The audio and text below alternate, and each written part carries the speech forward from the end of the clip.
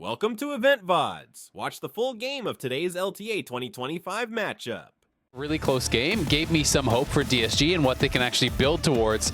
But Cloud9 definitely are the big favorites in this one. You can see Abadaga trying to get locked in. Looking like he was doing a little bit of meditation there as the picks and bans are already kicking off. Yeah, I feel like last week was probably the best performance we've seen yet from Disguised in the LTA between Split 1 and now. Yeah, by a significant margin was how I was going to end the sentence. I'm glad we're on the same page there. And DSG is going to have to be on that same page that they were against FlyQuest if they want to have a chance here against C9. So let's see what the bans are looking like. It's Jace, Varus, and Vi banned out by C9. Over on Disguised side, it's Yone, Callista, and Rumble. Very standard stuff all the way across, and it's Gwen, first pick here for most likely Thanatos. Yeah, very, very likely going to be the Thanatos. It is possible that it can get played in jungle. We saw it 4 times last week. It actually lost every single game, and it was played in top lane every single game. So is a really strong champion. I don't think that performance last week was really indicative of where it's at, because I actually believe it's the best champion on the whole patch. I think this champion is insanely overpowered. It is really, really difficult to punish. Even some of the matchups that had been kind of considered counter matchups, I think that Gwen can actually just go like grasp and biscuits and get through and often even win some of those early matchups against these champions that are supposed to punish. Versus easy matchups, you can just go conquer and scale to infinity. And you do still have such powerful late game that I feel like this champion really is a powerhouse. So I'm going to be excited to see how Thanatos does. I felt like last week in his performance when he brought it out, he played that Flash Exhaust Gwen against Riven from Sniper, who was playing the Flash Ignite. And I actually thought in the 1v1 he was doing really, really well.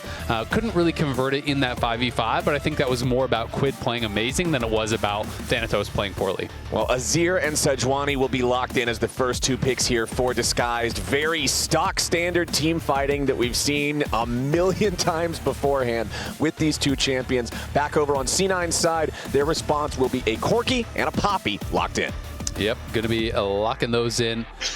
Poppy, a little bit interesting, because we haven't seen, champions that are that reliant on their dashes, but of course, it is going to be the Gnar locked in now too.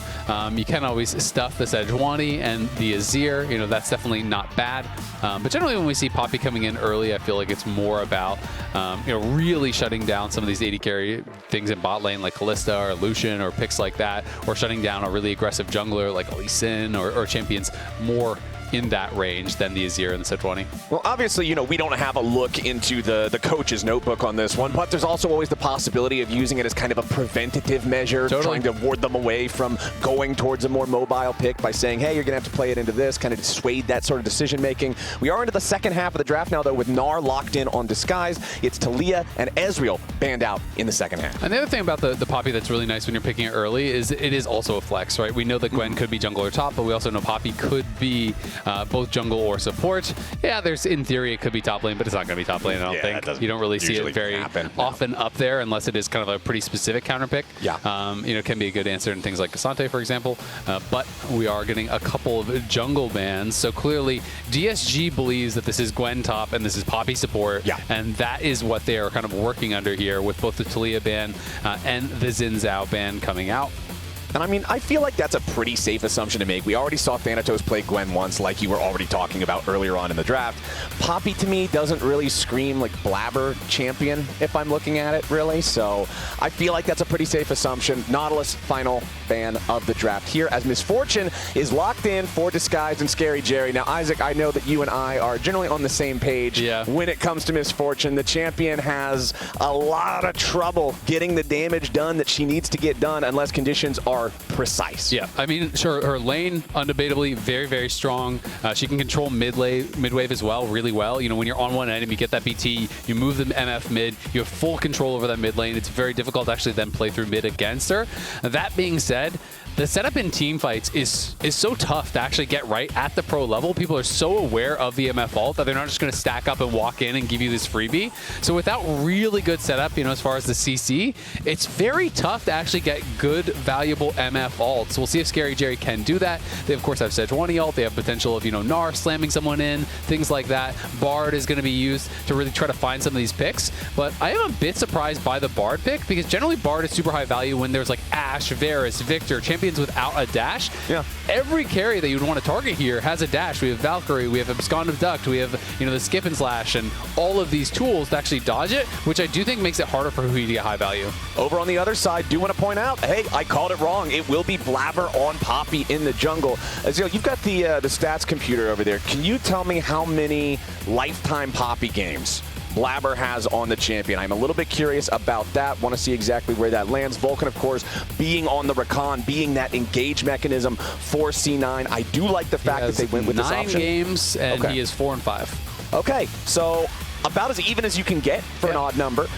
We'll see if he can get that tied up at a nice clean 50% win rate after this one. Obviously, C9 coming into this one, heavy favorites, like we already talked about. Vulcan on the Rakan, the main engage mechanism. Also worth pointing out, the other champion we didn't talk a whole lot about during that first draft here for C9 is the Sylas locked in. That's one of these champions that I generally expect to see him picked when there's a powerful defensive ulti on the enemy team, because that usually feels like that's the highest value for him to steal.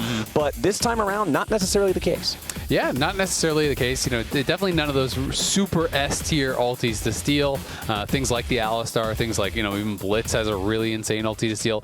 When we look over and you see what he can actually grab, Gnar is very, very good because super high ratio on that ultimate. It can be a ton of damage. Besides that, obviously we've seen the Sylas stolen ults on the Azir so many times and kind of those traded ultis. And then having the Sejuani potentially can give you some engage. So there are some good tools. Maybe none of the super S-tier ones, but definitely very strong. And I do think that C9's draft kind of across the board is pretty strong, but I do think it's kind of like higher variance than when we see over on DSG side, because it is much shorter range, right? You have 4 melee champions here, and then the Corki, which, yeah, you can poke with your rockets, but the auto attack range is relatively short, and you're against things like the Azir, like the Sejuani, like this MF, that you're going to be having these slow fields going down, and you're going to be having, more damage kind of coming in. If you don't nail that engage, could go pretty bad for you, because 4 melee champions, just the way that they generally team fight, you are going to get grouped up, and that could be tough. Yeah. Excited, bro. Excited. He's excited, yeah. They're turned up. You ever beat C9 before? No. No? Never? Never beat C9? I'm only good at beating the noobs. I never lost to Immortals. You don't win this, bro. I'm like 5-0 against Immortals. He's only good at beating the noobs. 5-0 against Immortals, but unfortunately for him, they're no longer in the league. So, that does mean he gets to end that record flawless for the rest of history. Wow. Scary Jerry using the barrier very early there, just on a Foss bomb, just to kind of keep health high. So I guess he's saying, you know what? We're laning against Rakan Corki. It's not going to be some sort of crazy 100-0 play, so just use it to kind of basically absorb a bit of damage, use it for health, and try to keep that health high. And you can see Thanatos is playing grass. So like I said, in some of these more difficult matchups, a lot of people are, and he's playing Biscuits. This is the exact kind of setup that I was talking about. When you go grass primary, Biscuits secondary, and you're basically just prepping your grasp and then stepping forward, with your EQ, get a grass proc, get a little bit of chip damage, and you have so much sustain that even some of these matchups that are supposed to be difficult early kind of no longer become difficult early. So Gwen, still, even with this rune page, you're not going to scale as well as if you're like Conqueror full scaling runes, obviously. Right. But just the nature of the champion is it is a beast on a couple items, and it is still very difficult to deal with. So we'll see. XU doesn't really have any vision, as the observers are highlighting, and we saw that Blabber was moving in. It is going to be spotted now. And both junglers do have their smite, but XU is going to at least be able to get the big one. We'll lose a lot of the little ones. Look like he lost 3 or 4 to Blabber, so yeah, not a super successful invade though, because Sejuani finished the full clear, and we are going to have just that red buff up for him, so he's just going to base and then come back out, defend that red, and Blabber's just going to go back towards his side. Yeah, smart move, skipping the red, going straight to the Krugs. I feel like we've been seeing a lot of these types of invades last week, kicking off Split 2. A lot of the red especially side, and stuff. Red side jungler getting invaded at his red buff, so just kind of being wise to that, being like, you know what, just in case, let's play this the safer route. It ends up paying off for XU. Yeah, no, I agree. I think it is really smart. If he's on his red buff there, he can't finish it before Blabber gets in 100%, right? Yeah, so no way. Then it's going to get difficult, and it could be either a 50-50 or more likely when you're getting invaded, you spend all your spells on the camp that you're using, you're attacking, and then the enemy jungler just spends all their spells on you, and all of a sudden you're pushed out, and then you just lose that camp. So it's pretty smart pathing there from XU. Just picked up some boots and a cloth armor here early on, and is going to be right back out on the map. Now grabs his red, and is going down towards bot side, where Huhi is covering for him on that scuttle, so we'll be able to cross back, grab the scuttle. And because Blabber's on this side of the map, he kind of reverse cleared back. He started Raptors, those respawn. So after his failed invade, he cleared his topside camps, went back towards bot. Hasn't taken a base yet, but this does mean there is a potential for XU to actually get a double scuttle if he is aware that the top one has not yet been taken. A little bit of trading back and forth down here in bottom lane. Ooh, nice binding from Huhi there on the Bard. And I feel like this bottom lane is going to be very important if Disguise wants to be competitive against Cloud9 in this game. Huhi on the roams, causing disruption all over the map, being able to contribute to multiple different skirmishes, multiple different fights is going to be very valuable, especially on a champion like Bard that already likes to do that. And I think that in the game against FlyQuest, one thing that in particular stood out to me was Scary Jerry having a much better performance than he had put on up until that point. I think he's had a very rough start in the LTA, and if Jerry can get that under control and step up to the level that they need him to be, that'll be a huge jump forward for Disguised. They really will, and I think we saw some of that already in Split 2, especially against FlyQuest, was able to kind of get into a winning position, and that's something that Huhi was able to actually talk about on pros as well. And talking about the experience and kind of how much time it's going to take to be able to actually get that experience and get those adjustments made. Something we also saw last week, obviously, was Cloud9 and some of their struggles too. Loki in particular, I think, is in that first game, really was not able to kind of perform to the level that he wanted. So Loki definitely looking to bounce back and have a strong performance here.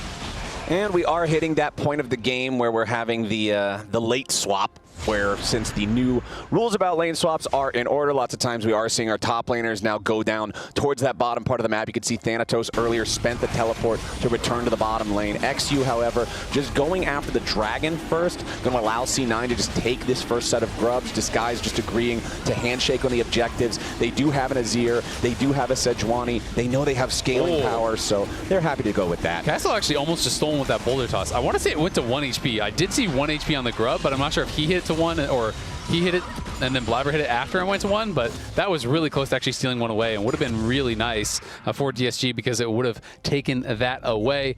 We had Toast here, though, last week, and he said he was losing some hair watching the games. Okay. So we're going to check in on how the hair is doing in this game here against C9, because last week had some close moments, but did end up definitely losing some hair. Okay. He's got quite a bit to work with, though, so he's definitely, he's doing all right, and things so far pretty neutral, Okay. He's not going to be stressing. I think he's doing just fine. So we'll see where DSG goes from here and how bald Toast is going to be at the end of the game. So he's not balding, but he doesn't have poggy woggy hair either right now. No. He's just normal guy. He's just a normal guy with some nice hair. Okay. So And he's very invested in these games, so We'll his check hair back is going in to then. pay the price potentially. we will or check reap the back in rewards. as the game moves forward and figure out exactly where those follicles do or do not stand. But for now, it's a very, very uneventful early game. First 7 minutes have already passed. No fight over this for a couple objectives. Just like I already said, those are going to be hand shook one way and the other. We got 3 minutes until the next set of the grubs spawns. It will be desynced from the second spawn of the dragon by a little bit under 1 minute. So we might just see a straight up grubs rush, might see both teams go for it, or we might just see another delayed handshake. I mean, I think if I'm DSG, I'm probably pretty happy with the fact that it is a fairly uneventful early game here. You've got Sejuani, Azir, you got a lot of scaling in that way.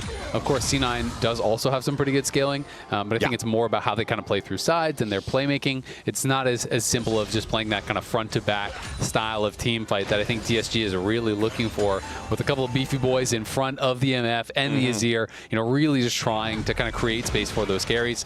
But of course, they have a lot of these X-Factor champs here, like Poppy could ult someone critical out.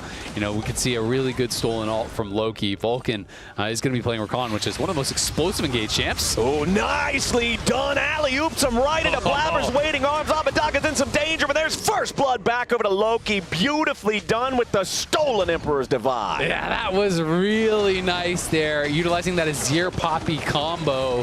He steals the ult, and then you can just slam him into the wall, utilizing that Azir ult for it.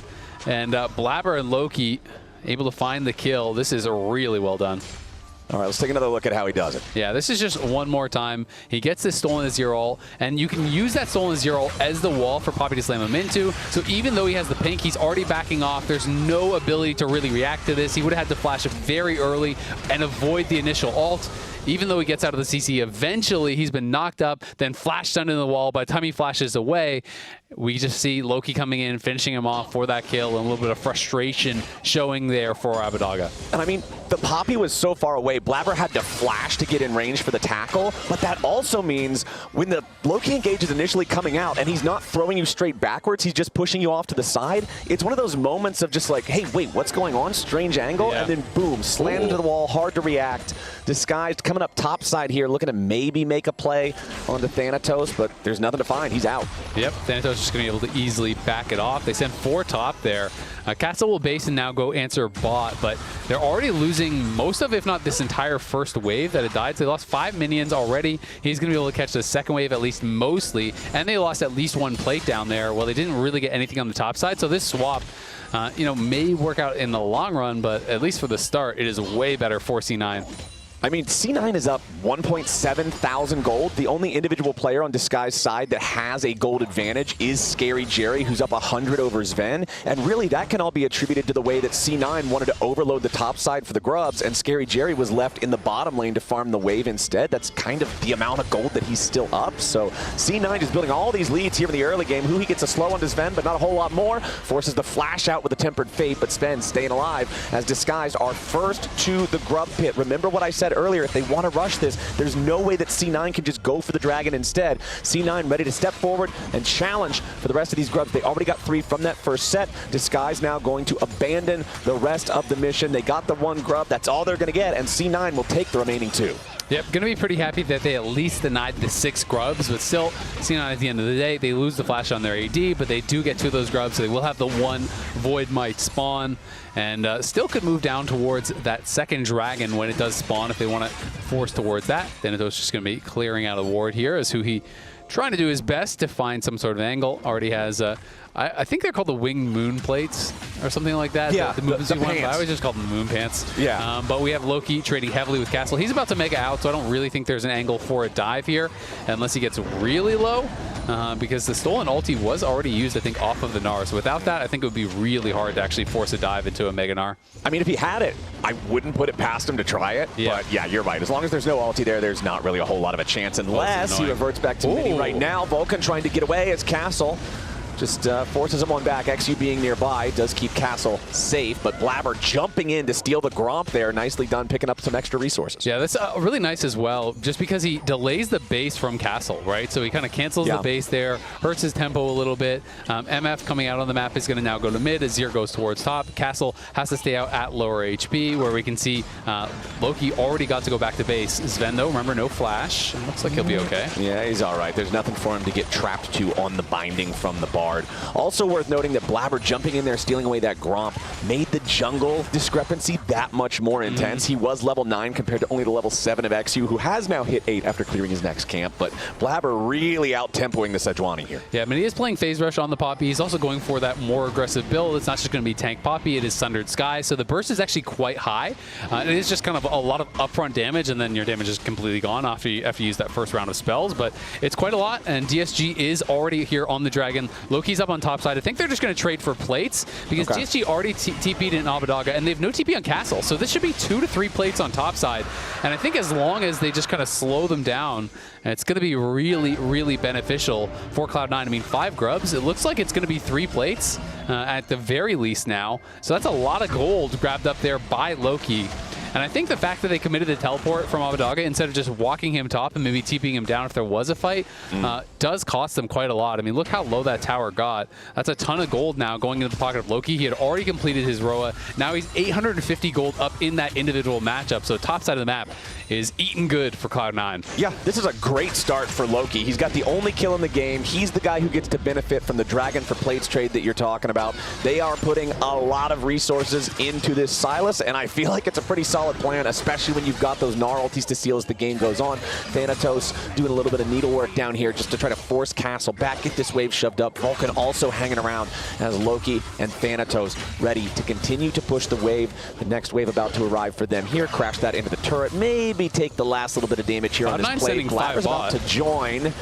Vulcan still looking for the angle to maybe facilitate this dive, but with Castle, Huhi, and Scary Jerry all around, it would be dangerous. Yeah, exactly. So Sven was actually roaming down from mid. They were looking for an angle. I think that the reason Thanatos uses ulti so early is he wanted to chip Castle low, then Loki comes down, seals the ult, and they try to set up this 5-man play.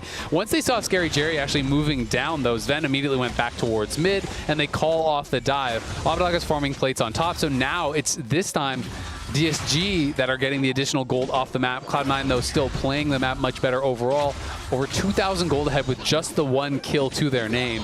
And this bot lane tower is getting quite low. Oh, nicely done from Loki, and Blabber slams Castle back into the wall before we can transform. The Gnar bar charged, but Poppy charged first. Oh, that hurts so bad for Castle, man. And this mid-jungle duo from Cloud9 popping off in this game. First it's the stolen Azir ult to get the kill on Abadaga. Now this time it is the stolen Mega Gnar ult. Scoops him in, Blabber gets the flash slam on the wall, and they 100-0 him before he can mega out, before he can flash, before he can do anything, and it gets them the first tower off the back of that as well. This feels like what you would see in a Silas Champion Spotlight video, where they take situations that are specifically engineered to show you the cool stuff you can do on the champion and use those to demonstrate it, because Loki is just racking up these plays with the stolen ultis, always casting them first, getting the better of his opponents, and working together with Blabber to build a lead that is now over 3,000 gold at 15 minutes. And I think he has a ton of gold. He hasn't been back to base in a long time. I want to see what he actually buys on this base, because he did grab the Roa, and so he is going to be able to grab Fiendish Codex as well as the mask there. So he has almost the entire second item. He has the components of that. So he is going to be on 2 items extremely fast. If he goes top, kills a wave, gets the tower, he's already going to be on that Riftmaker as well. So Roa Riftmaker, you are very tanky. You have high sustain. He went Conqueror for that more scaling style. And if you can have someone just be constantly hitting in these fights, it is going to be very difficult to actually burst down Loki before we can get multiple rotations of those spells out and really start to heal up a lot. And that is definitely going to be a problem. You know, he's ahead of the curve as far as experience. He's way ahead of the curve as far as gold. And he is going to be a monster in these fights. So one thing I'm curious about, a lot of times you will see teams really want to heavily contest Rift Herald. Disguise does have the bonus of Bard, where even if you give away the Rift Herald to your opponents, it's very easy to stop it from being effective by just having Bard ult the tower that the Rift Herald is charging to. So I'm curious if they'll just try to farm out more. Instead, Scary Jerry trading the Sven here in the mid lane. Tempered Fate lands onto Sven. Bullet time clears a wave and not a whole lot more. Now a double knockup coming out from Vulcan as Blabber's ready to show up, and here comes Thanatos too. Double knockup from Blabber. XU in danger as Thanatos puts the needlework to work. Castle arrives. He's got the Mega Gnar ready to go, but the rest of Disguise has already fallen back. Yeah, nicely done there. They are able to survive the play. It does cost them the teleport, though, from Castle, as well as the flash to ignite from Huhi. They got the barrier off of Sven, which over these last 2 weeks, it feels like that is what MF ult gets you. It gets you a barrier. Yeah. And we saw that from FBI when he was playing against Yon. That's all he ever was able to really get was that. And we saw the set 20 ult fly out there, but Gwen is immune. And Thanatos just walks on past. He's able to put that pressure on. They did take that bottom tier 1 down. We can see that Abadaga is trying to push and get one back there, but Loki's pushing on top side. No one here to answer, so this tower is going to be going down. It's even more gold in his pocket, and I think he likely has the Riftmaker now. And so we can see them look to challenge at this next dragon here, prevent that 3rd dragon for DSG, because that is really all DSG has going for them at this point. Yeah, Cloud9 up 2 turrets to 0, 5 grubs to 1, 2 kills to nothing, and 3,500 gold, 17 minutes and 45 seconds into the game. Rift Herald summoned up mid lane, the classic play. If nothing else, you get it as a distraction with the dragon spawning. C9 will be first down into the bot side river here as Blabber is ready to drive the Herald straight into the turret, get all of those extra Void Might spawns, all of the extra true damage ticking onto the structure itself. That will burn down. Tier 1 gone. That's going to make contested casting this Drake even riskier for Disguise, because now if you start to lose the fight, there's no turret to fall back to for safety. And so instead, they're just going to surrender this Drake. That means no more stacking. They'll trade it for the top lane tier 1 and an infusion of gold instead. But Azael, I feel like Mr. Toast might have a bit of a concern for his hairline at this point. It's hanging on, but it's definitely looking tough. But I mean, this is a bit of a David versus Goliath type matchup. I mean, when we look at the power rankings from this season, you know, everyone had the top 4 teams in the top 4. Everyone had the bottom 4 teams in the bottom 4. You know, it's one of these situations where there was no divergence there. There was a clear delineation. Everyone who did the rankings. That's a $15 word. Nicely done, but Loki kills Huhi while the Tempered Fate is in the air. He's just got too much damage. He's too far ahead, and Huhi is down in the dirt because of it. Top 4 mid laner, like I said, Top right 4. there.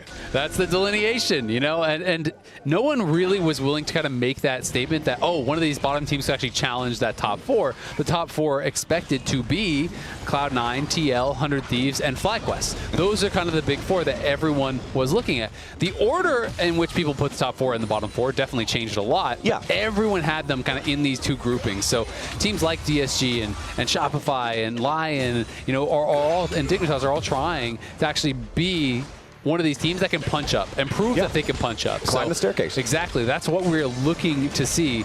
So, you know, it is definitely a pretty one-sided game thus far here. Cloud9 nearly 5,000 gold ahead, 4.6K in the lead at this point. But that being said, you know, DSG, I think they're going to kind of get like one good team fight in, and then if that goes bad, it's going to be lights out, but they have that one shot still. And I feel like this game specifically really demonstrates what you're talking about with the difference between a top 4 team versus a bottom 4 team, because it's not like Cloud9's just wiping the floor with them in kills. It's not like it's 15-2. Yeah, they're just passively getting ahead by being smarter about the game, right? Like, they've got more turrets, they've got more farm, they've got better rotations. They don't have to kill their opponents and actively seek PvP. They're just farming, man. They're out in the fields, having a great time. Yeah, exactly. They're farming gold.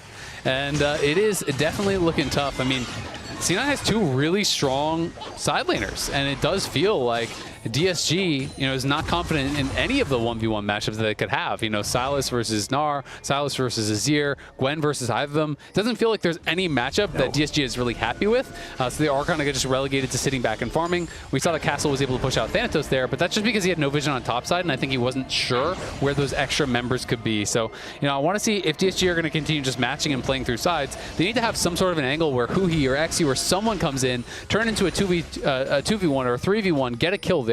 That is the kind of play that you need to be able to make to actually slow down what is starting to feel a little bit inevitable from Cloud9.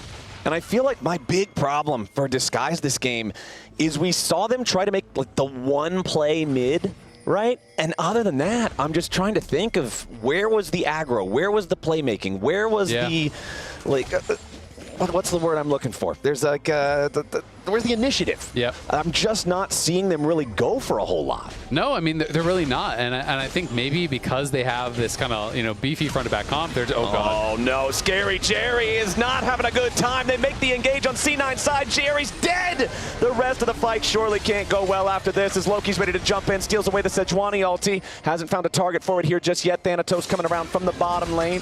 Just going to skip his way up there, get right back onto the wave. It's just Jerry, but that's enough. With him dead, C9 now has the green light to go back down into the river, start up the Otacon. Yep, and that is tough. I don't know. I kind of want to see that again and see exactly what they saw, because Scary Jerry just walks in and he's kind of just separated a bit from the rest of the team. Blabber's able to find an angle. It feels like every time there's any action, it is Blabber there finding a stun. Scary Jerry survives the initial onslaught just barely, but he goes down, and then that is going to be it for the team fight. That is going to be it for the Otacon, and that is Cloud9 taking an even bigger lead here. We can watch it one more time. So they didn't have any eyes on that left side, but they know that someone could be potentially in that brush. Why are you walking away from the team? It looks like he wants to walk to mid to farm a wave or something, but there's not even a wave there. I think he placed a ward. That pathing is just crazy. I mean, you could literally place it over the wall even. Yeah, I'm not going to defend it. That was criminal behavior. Yeah, I don't think that was a legal move. I do not understand. You don't pass the tribunal with that one. No. And you know who's not getting away with it either. is toast here. That head is looking awful shiny right about now. It is, but thankfully he's got a good head shape. You know, he's looking pretty good bald. So toast, it's okay.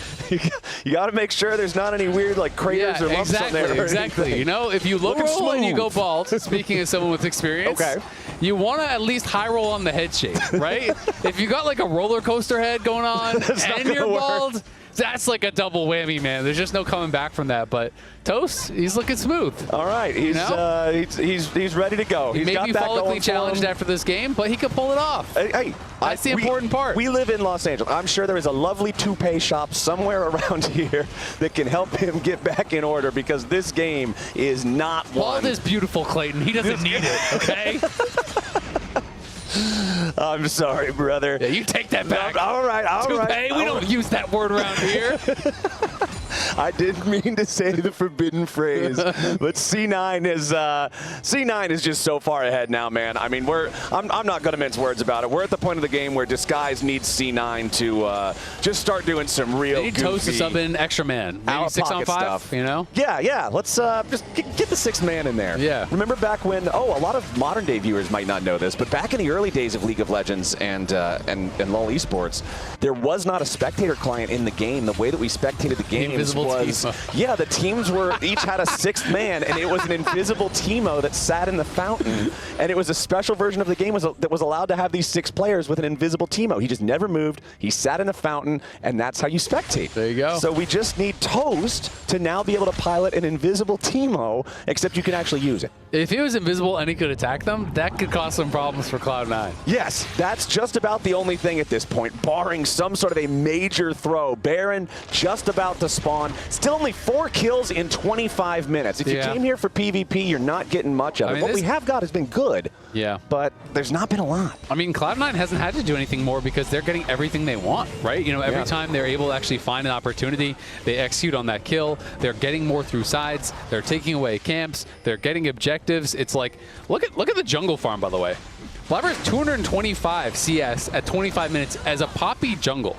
Like, that is crazy. He has as much farm as the enemy top laner. Yeah. He's stealing away so many camps, getting so much farm. So they're just continually pushing this game ahead to a degree where, you know, for DSG, it's feeling like a little bit of a do nothing and lose game, you know, where it's feeling a lot like that. You've got to do something. You've got to choose your moment because the moment is slipping away, and it's slipping away fast. This may be their last chance here, is trying to find something on this Baron, but Loki and Vulcan are ready. Vulcan going immediately for the engage, forces out the flash from Huhi. C9 nearly having the Baron all the way down, but a Tempered Fate is going to interrupt it. Blabber still down in the pit as Vulcan and Loki try to zone everybody away. Thanatos now on guard duty. The Baron down to about 2,500 now. Thanatos trying to rejoin up with the rest of the team. A little bit more damage under the Baron is going to get it done, and C9 have claimed the objective, but what about the fight right after? Bullet time, locking Blabber up as he tries to get away. He's stunned up close to the wall, and Blabber's finally going to drop. Disguised is on the board as Thanatos skips and slashes his way back over the wall. Abadaga died in trade, a 1-for-1, but the Baron goes over to C9 for a decided victory, and they're ready to keep the fight going.